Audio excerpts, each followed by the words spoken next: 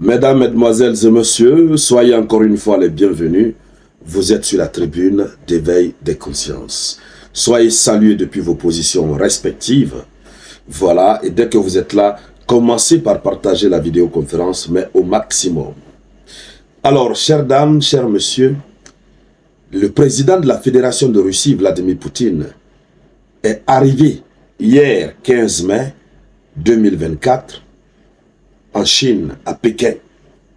Oui, les images que vous voyez là, ce sont les images de l'arrivée du puissant maître du Kremlin, Vladimir Poutine. Regardez la qualité de l'accueil qui a été réservé à Vladimir Poutine. Regardez la qualité de l'accueil. Oui. Et ce qu'il faut préciser, Poutine continue toujours de défier le système des Occidentaux. Lorsqu'ils ont lancé leur mandat d'arrêt contre Poutine, ils ont dit que Poutine est désormais isolé sur la scène internationale. Il ne peut plus voyager, puisque lorsqu'il voyage, on va, n'est-ce pas, l'arrêter, puisqu'il a un mandat d'arrêt international contre lui. Ils ont fait beaucoup de tapage médiatique. Le mois d'août passé, en Afrique du Sud, le sommet des BRICS qui devrait avoir lieu, Poutine ne s'est pas déplacé, il n'est pas allé. Ils se sont mis à dire que Poutine a eu peur.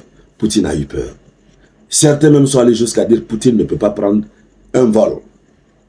Il ne peut pas monter dans l'avion. Oui, peut-être à l'image du président de la Corée du Nord, Kim Jong-un, qui se promène dans des trains.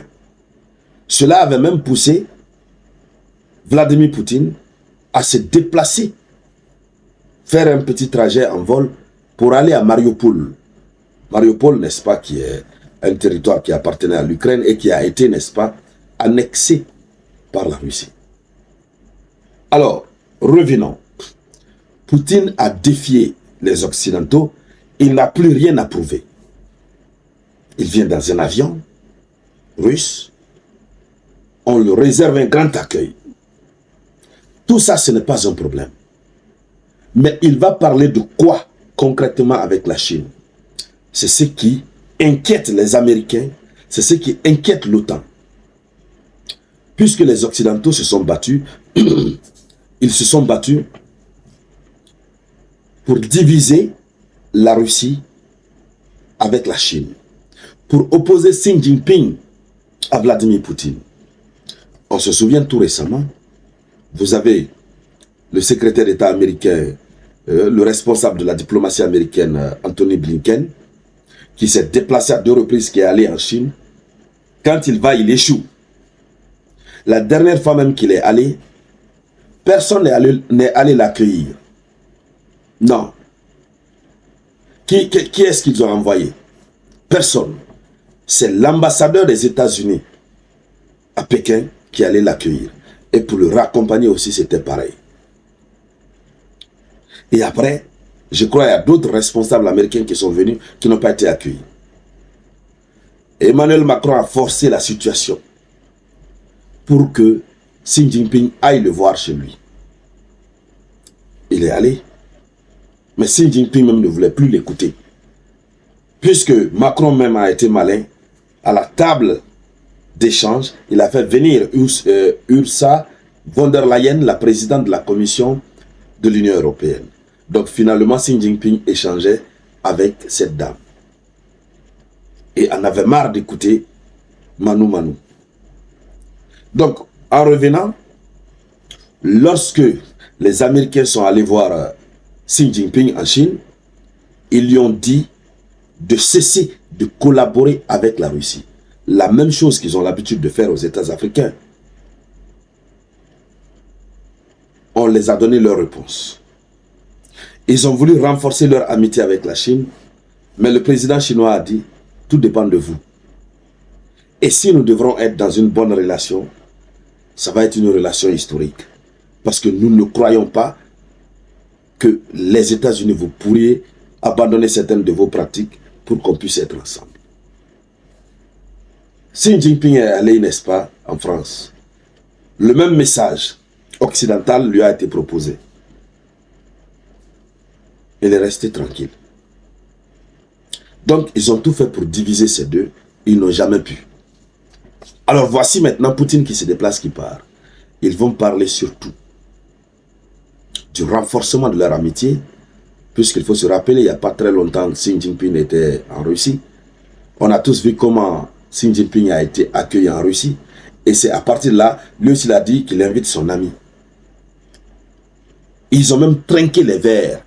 Ces images ont fait le tour du monde, le tour des réseaux sociaux, le tour des médias.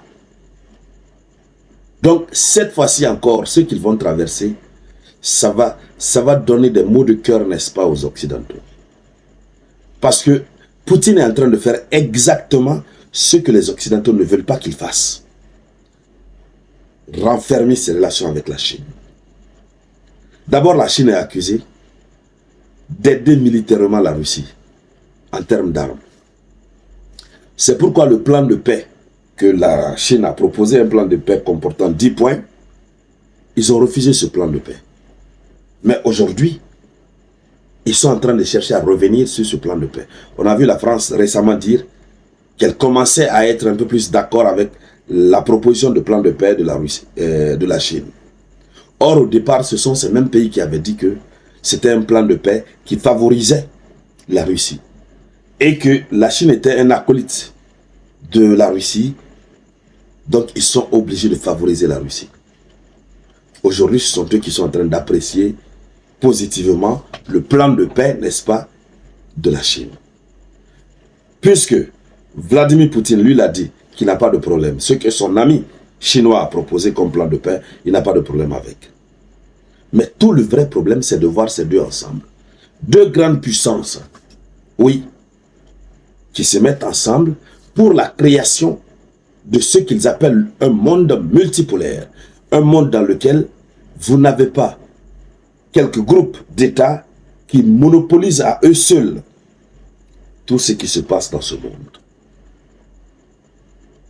Ces deux États sont des États qui cherchent à offrir la liberté à tous les États du monde. Et c'est pourquoi ils se mettent ensemble pour combattre l'idéologie d'un monde unipolaire des Occidentaux. On a toujours évolué dans le monde unipolaire. Nous connaissons les conséquences. À ce jour, combien de pays sont développés? Il n'y en a presque pas.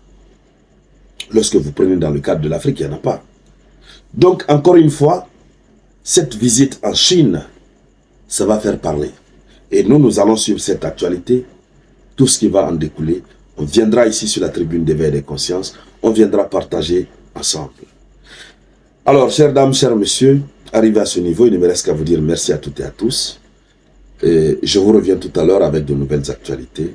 C'était la voix de votre unique samouraï.